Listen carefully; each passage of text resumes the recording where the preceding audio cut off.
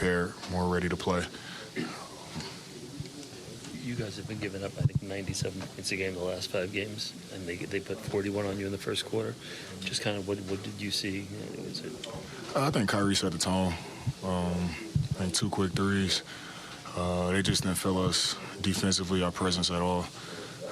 So they had confidence. You know, Tim had confidence. His name's Green. Josh Green had confidence. You know, it was just kind of, you know, contagious throughout their team. So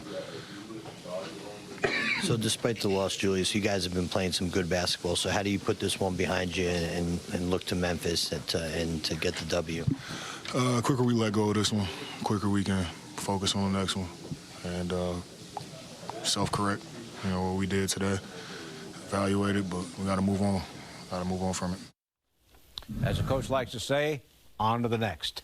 Back now from the corner 3, presented by Michelob Ultra.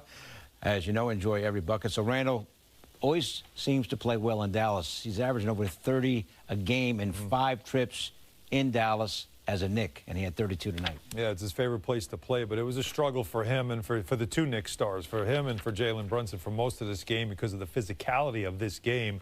And there was a couple of times with Julius Randle, who's been taking it into the paint, that we saw him running into walls and a couple of offensive fouls that were called.